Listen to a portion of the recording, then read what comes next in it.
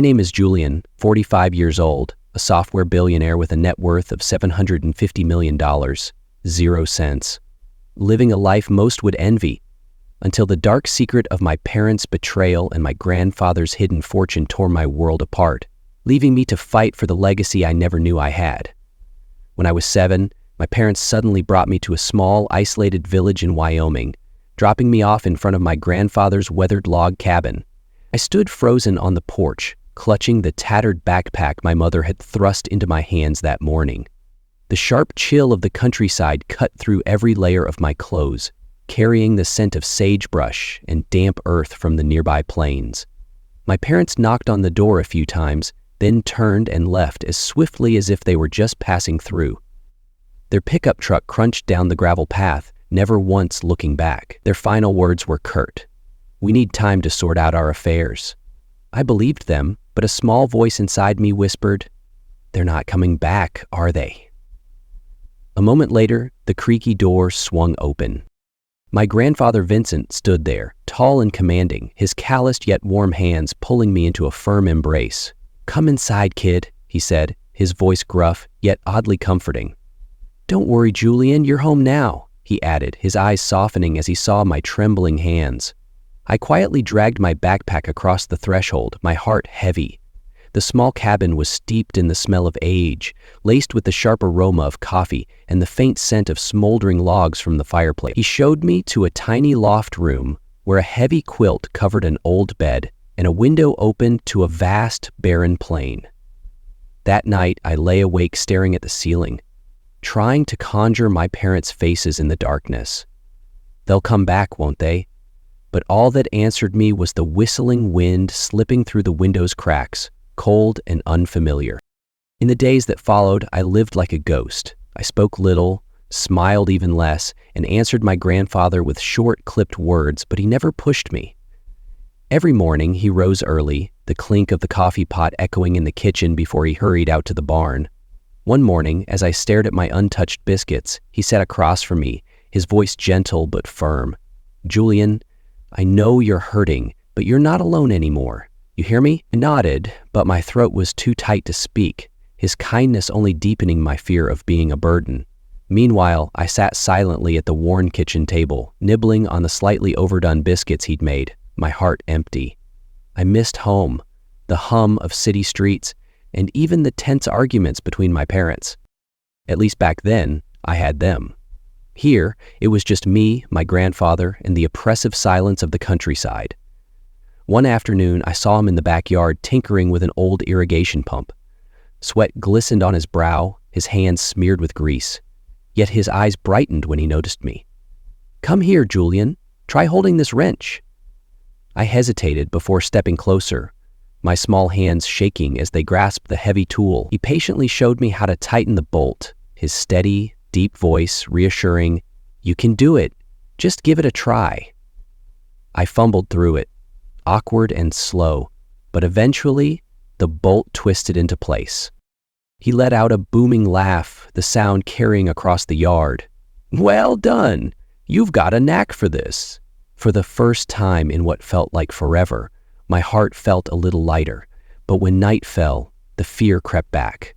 In my dreams, I saw my parents standing at the end of a gravel road, looking back at me.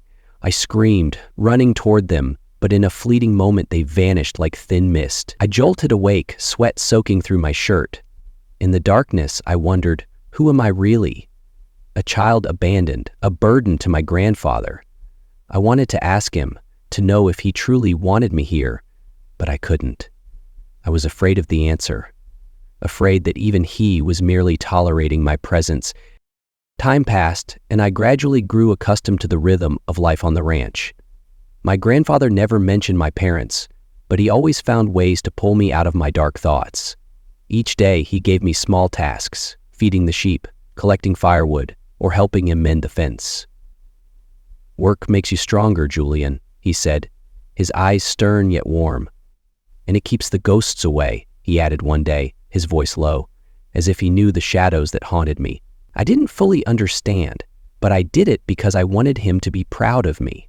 One day, he took me to the old workshop behind the cabin. Inside, it was filled with machinery, tools, and dusty circuit boards. "This is where I used to create," he said, pointing to a corner of the workbench covered with wires and small sensors. He told me about his younger days when he was an engineer, building things others thought impossible. "You could do it too if you want." I looked at him, skeptical. I was just a 7-year-old kid. What did I know about engineering? But he didn't give up. He started teaching me simple things: how to connect circuits, how to use a soldering iron, how to read schematics. I was clumsy, messing up countless times, but he never got angry. "If you make a mistake, you fix it, Julian. No one's great from the start." "But why teach me this, Grandpa?" I asked once, frustrated after a failed circuit. He smiled, his eyes distant. "Because you're meant for more than pain, Julian. You're meant to build something lasting." His words were like a warm breeze, easing some of the pain inside me. I began to enjoy those afternoons in the workshop where it was just me, him, and the smell of molten solder. One evening, he told me about my parents. Not much, just a few sentences.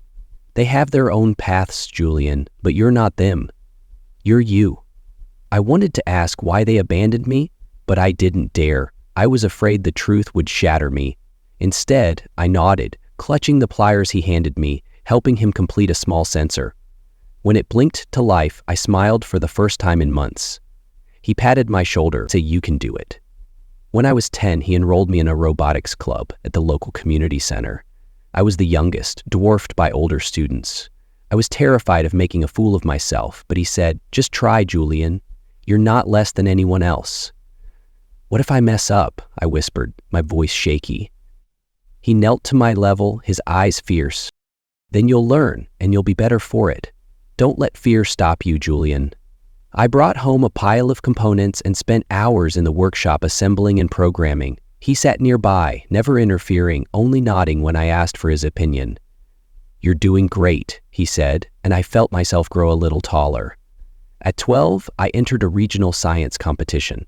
My project, a small device that could monitor air quality for ranchers, was the culmination of my and my grandfather's efforts. The night before the competition, I couldn't sleep, trembling with anxiety. He sat with me at the kitchen table, making hot cocoa. "You've done your best. The result doesn't matter. What matters is you didn't give up." I looked at him, the man with gray hair and a gentle smile, and I knew I couldn't let him down. On the day of the competition, I stood in the crowd, my heart pounding. When my device passed every test and was announced as the champion, I could hardly believe it. I ran outside and called him. "I won!" I shouted into the phone. He laughed heartily, his voice thick with emotion. "I knew you could do it." That evening, he threw a small party at the ranch. Just a few neighbors, a homemade cobbler, and music from an old radio. I sat on a wooden bench, watching everyone laugh and talk. My heart filled with an unfamiliar warmth. I realized that even without my parents, I had a family, my grandfather, the ranch, and the people who believed in me. But deep inside, I still wondered, why didn't my parents want me? That question lingered like an unhealed wound, waiting for the day I'd be brave enough to face it. In the years following my victory at the science competition, I felt a surge of newfound strength. I was no longer the shy boy who sat quietly in the corner of the classroom. At school, I became the robot kid, a nickname my friends gave me, half teasing, half admiring. I didn't mind. Every day after school, I raced back to the ranch, diving into the workshop where my grandfather and I worked on new projects. He taught me more complex programming, how to optimize designs, and how to face failure. "Every mistake is a lesson, Julian," he said, holding a screwdriver, his eyes twinkling like a child's.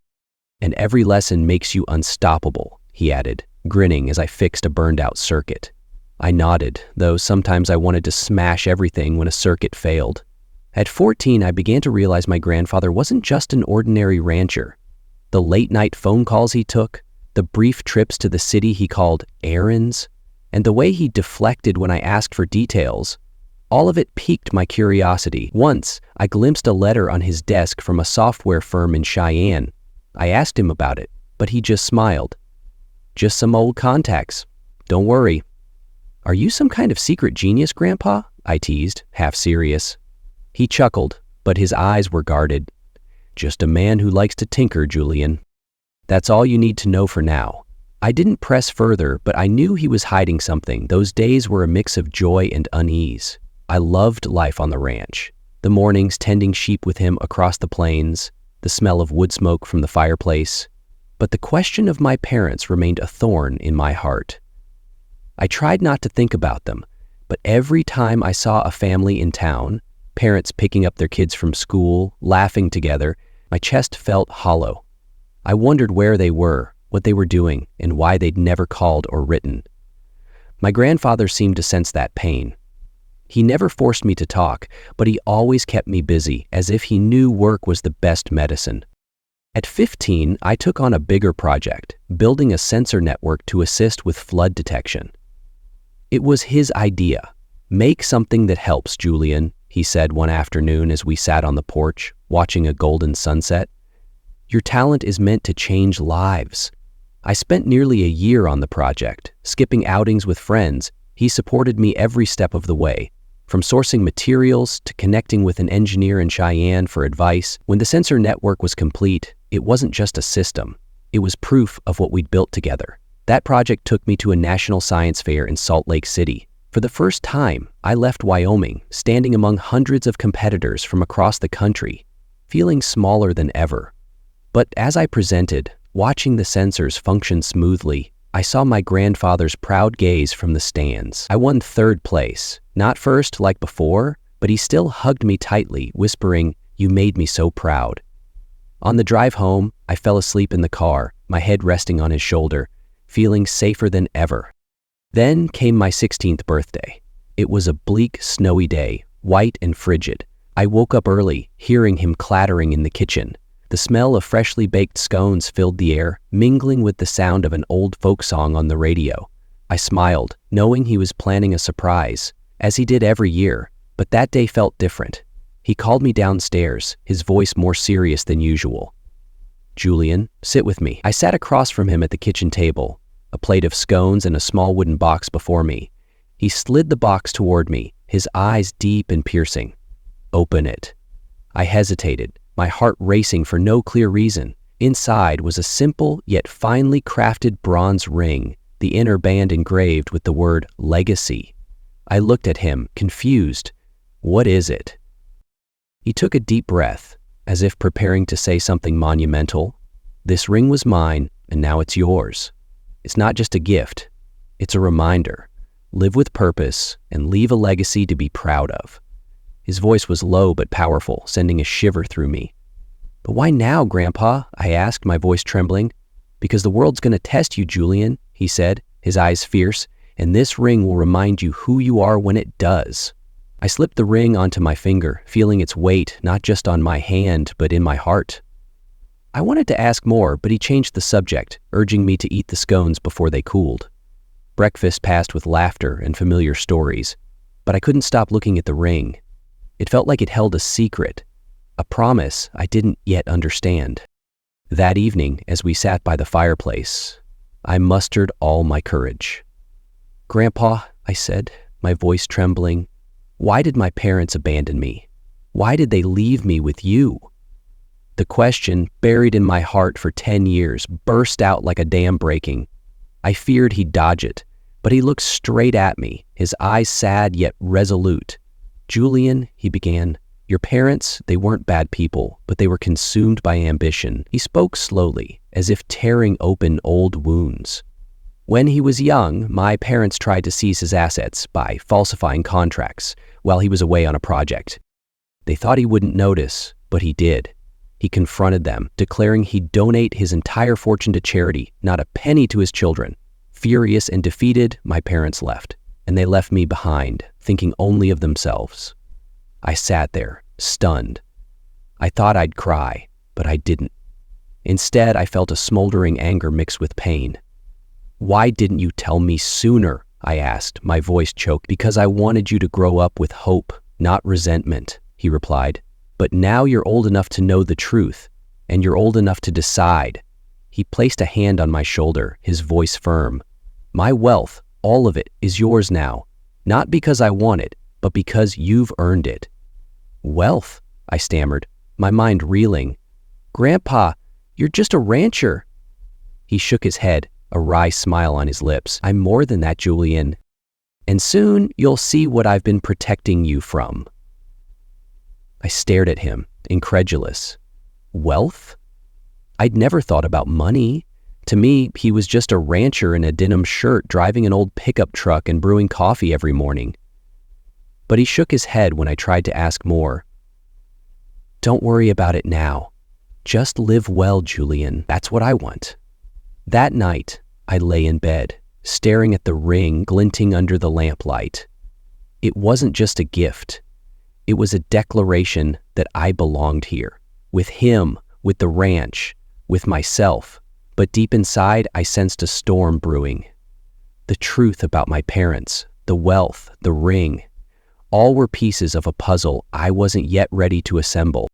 Then spring arrived, painting the Wyoming sky in vivid blue. The lush alfalfa fields stretched endlessly, swaying under the sunlight. My grandfather and I kept our old routine, tending sheep in the early mornings, tinkering with new projects in the workshop in the afternoons. But I began to notice him slowing down. He'd pause mid-tack while repairing equipment, hands on his hips, breathing heavily. "Getting old, Julian?" He'd chuckle when I asked, worried. "Just let me rest a bit." "You're scaring me, Grandpa," I said once, my voice cracking. He ruffled my hair, his smile tired. "Don't worry, kid. I'm tougher than I look." I nodded, but unease gnawed at me. He was the only person I had, and the thought of losing him made it hard to breathe. One morning, I woke up late, struck by the unusual silence.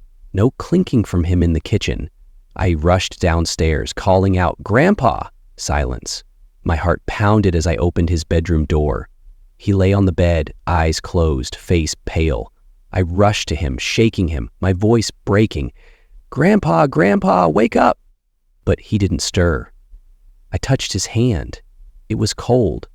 I stood there, frozen, as if the world had collapsed. I don't remember how I called 911, only that when the ambulance arrived, they confirmed what I couldn't accept.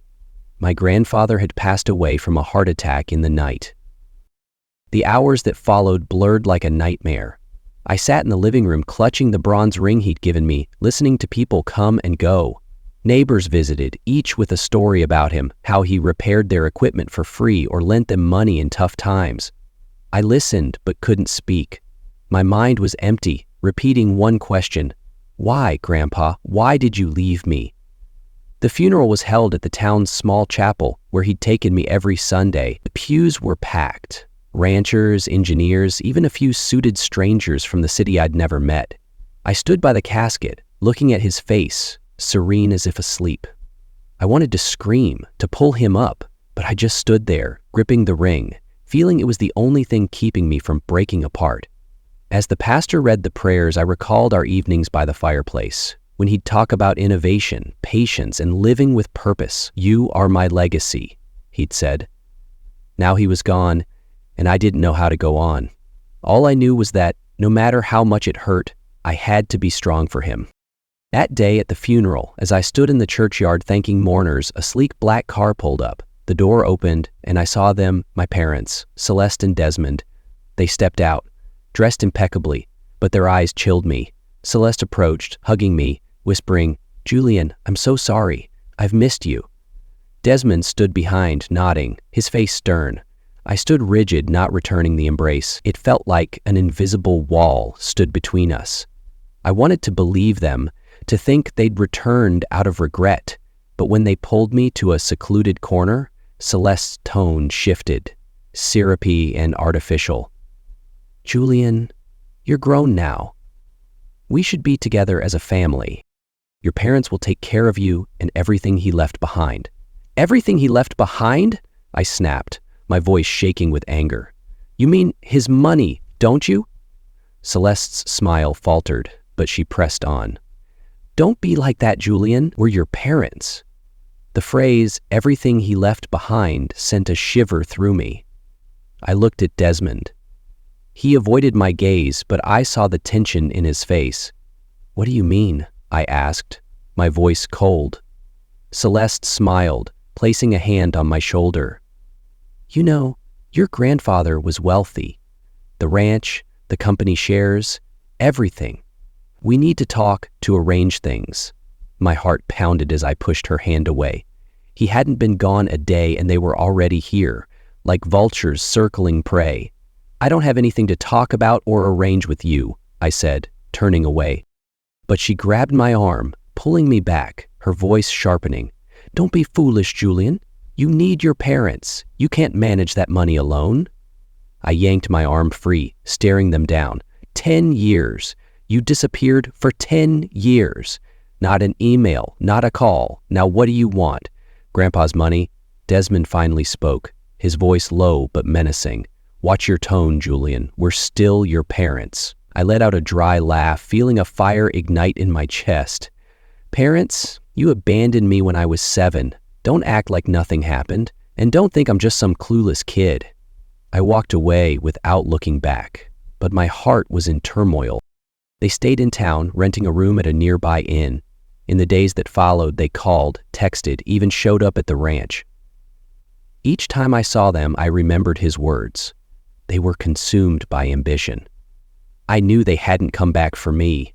They wanted his wealth, something I hadn't even begun to consider, but I was also scared. I was just a 16-year-old kid. How could I stand up to them? A week after the funeral, I was summoned to a lawyer's office in Cheyenne. Ms. Margaret Hayes, my grandfather's attorney, greeted me in a modern office overlooking the North Platte River. She was about 60, her hair neatly pinned, her eyes sharp yet kind. "Julian," she said, handing me a glass of water. "Are you ready?" I nodded, though my heart pounded. My parents were there too, sitting across from me, their faces composed but exchanging glances, as if anticipating something. Ms. Hayes opened a folder and began reading the will. Her voice was steady, but each sentence hit me like a hammer. My grandfather had left me everything: the ranch, shares in a software firm worth hundreds of millions, and other investments, over $300 million, 0 cents in total. I sat there, stunned, unable to believe it. I'd never imagined he was that wealthy. To me, he was just a rancher in a denim shirt driving an old pickup truck and brewing coffee every morning. Celeste let out a small laugh as if she couldn't contain herself. "That's wonderful, Julian. We'll help you manage it." But Miss Hayes raised a hand, cutting her off. "I'm sorry, Mrs. Bennett, but the will is clear. Julian is legally independent and he is the sole heir. There are no provisions regarding guardianship by either of you." Desmond slammed the table, his voice roaring. "What is this nonsense? We're his parents. You stopped being my parents when you left me," I shouted, my voice breaking. Celeste gasped, her hand flying to her chest. "Julian, how can you say that?" Desmond's eyes narrowed. "You're making a big mistake, boy." Miss Hayes remained calm, retrieving a small scanner from a wooden box. To verify the heir's identity, Mr. Vincent requested a scan of the ring. I extended my trembling hand, the bronze ring glinting. She scanned it, and a code appeared on the screen. "A perfect match," she said. "This ring is the key, Julian. Mr. Vincent encoded it to ensure only you received the inheritance." Celeste's face paled, and Desmond shouted, "What ring? The old man was delusional." But Ms. Hayes didn't flinch. She produced another document, her voice icy. "Furthermore, you relinquished guardianship of Julian 12 years ago when you signed this. The law does not recognize any claims from either of you." The room felt like it had frozen over. I looked at my parents, seeing anger and panic in their eyes. Celeste tried to say something, but she only stammered. Desmond stood, pointing at me. "You'll regret this, Julian. You don't know what you're doing." I didn't respond, just gripped the ring, feeling its weight. It wasn't just a gift. It was a shield my grandfather had left to protect me from the very people who'd abandoned me. As they stormed out, Miss Hayes placed a hand on my shoulder. "Are you okay, Julian?" I nodded, but my heart was a tangled mess. I'd just been handed a fortune, but all I wanted was my grandfather back. I looked out the window, watching my parents' figures fade into the snow. They wouldn't stop, I knew, but I also knew, thanks to him, I had the strength to face them. The snow still fell in a soft flurry over Cheyenne as I left the lawyer's office. The bronze ring on my finger felt heavy, as if carrying the entire world my grandfather had left behind. I drove his old pickup truck back to the ranch, my mind a whirlwind. $300 million, 0 cents. The number echoed in my head, not as joy, but as pressure. I'd never thought about money. To me, he was just the man who taught me to fix circuits, tend sheep, and live decently. Now, I stood before a fortune my parents would do anything to seize. They didn't take long to act. 4 days later, while I was repairing a fence in the northern pasture, a black car parked at the ranch's entrance. Desmond stepped out, dressed in a suit, though his boots were caked with mud from the dirt path. Celeste followed, impeccably dressed, her smile forced. I stopped, wiping sweat from my brow, my stomach knotting. "Julian," she called, her voice overly sweet. "We need to talk." I crossed my arms, staring at them. "Talk about what?" I made myself clear at the lawyer's office. Desmond stepped closer, his eyes sharp as knives. "Don't be foolish, Julian. You don't know how to manage that money. You need us, otherwise you'll lose everything." I let out a dry laugh, anger surging. "Lose everything? Like how you abandoned me 12 years ago?" Celeste cut in, her voice trembling as if on the verge of tears. "We were wrong, Julian, but we're family. You can't turn your back on your parents." "Family," I spat, my voice shaking. "You left me like I was nothing, and now you're back because of money? You're pathetic." Celeste's eyes filled with tears, but Desmond's face hardened. "You're ungrateful, Julian. We gave you life." I looked into her eyes, seeing the dishonesty as clear as day. Family? Family doesn't abandon their child for money. You came back for Grandpa's fortune, not for me. The air was taut as a bowstring. Desmond clenched his fists, his voice dropping to a threatening growl. "Watch yourself, Julian. We could go to the press, tell them you stole your grandfather's wealth and pushed your parents out. Do you want this whole town to turn against you?" I froze, my heart pounding. The thought of their lies spreading everywhere chilled me. But then I remembered Grandpa, the ring, and what he taught me. Don't let anyone make you doubt yourself. I took a deep breath, stepping closer to Desmond, meeting his gaze. "Want to tell stories? Fine. Tell them how you falsified contracts to steal from Grandpa. Tell them how you abandoned me at 7. Not a single call in 12 years. Go ahead, try it. I'll tell the truth." I pointed to the road. "Now get out of here before I call the sheriff."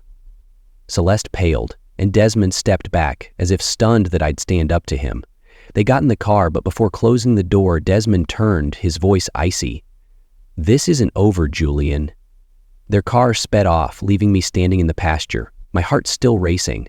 I gripped the ring, feeling the word legacy etched into my skin. I knew they wouldn't stop, but this time I wasn't afraid. The following week, I was called to the headquarters of my grandfather's software firm in Cheyenne. A modern glass building, a stark contrast to his humble ranch. Ms. Margaret Hayes, his lawyer, accompanied me. "You need to show up, Julian," she said. "The shareholders want to meet the heir." I wore the only new jacket I had, feeling out of place among men in suits and women in high heels. But as I entered the boardroom, I saw curious, even skeptical eyes from those seated around the table. Ms. Hayes introduced me, her voice firm. "This is Julian Bennett, the sole heir to Mr. Vincent Bennett's shares." An older man, introducing himself as the CEO, spoke up. "No offense, young Julian, but you're young. What are your plans for this company?" I took a deep breath, recalling the nights Grandpa taught me about innovation and responsibility. "I won't promise to do everything perfectly," I said. "But I learned from my grandfather. We'll keep this company true to his vision, innovation and helping people." The meeting dragged on, and I sensed a shift in their eyes, from doubt to curiosity, then gradual acceptance. But as I left the boardroom, an employee rushed after me, whispering, "Mr. Julian, someone's waiting for you in the lobby. They say they're your parents." My heart sank. I knew they wouldn't give up easily. I stepped into the lobby and saw Celeste and Desmond standing there, beside a stranger in a gray suit. Desmond approached, his voice calm but calculating. "Julian, this is Mr. Larson, our lawyer. We found a way to prove your grandfather's will is invalid. Unless you share the fortune, we'll take this to court." The man, Mr. Larson, handed me a stack of documents, his eyes cold. "You should consider this, Mr. Bennett. A lawsuit could drag on for years, and you'll lose a lot. I looked at them, feeling cornered, but then I remembered Grandpa, how he taught me to fix a broken circuit. One step at a time, Julian. Don't panic. I met Mr. Larson's gaze. If you think the will is invalid, take it to court. But I have the ring, Grandpa's signature, and the truth. These two, I pointed at my parents, abandoned me long ago. They have no rights here. Celeste shouted, Julian, how dare you? How dare I? I roared, stepping closer. You left me to rot, and now you want to steal what Grandpa built? You'll never touch it. Desmond's face twisted with rage. You'll pay for this, Julian. You're nothing without us. But I didn't stop. I turned to Desmond, my voice calm but sharp. You want to fight me? Fine. But if you go public, I'll tell everything. About the falsified contracts, about abandoning me. The world will know who you are. I stepped forward, pointing to the door. Get out and don't come back. They stood there, stunned. Mr. Larson muttered something, but Desmond raised a hand to silence him. They left without another word. As the glass door closed, I exhaled, feeling like I'd just weathered a storm. Miss Hayes, who'd been standing behind me, patted my shoulder. You did well, Julian. Vincent would be proud. That night, back at the ranch, I couldn't sleep. I sat at the kitchen table, opening the old wooden box my grandfather had left behind. Inside was his journal, its faded pages chronicling his life, from the days he built his company to the years he raised me. I read, each line pulling me back to our time together. But the final page left me choked with emotion. He wrote, Julian, you are my hope.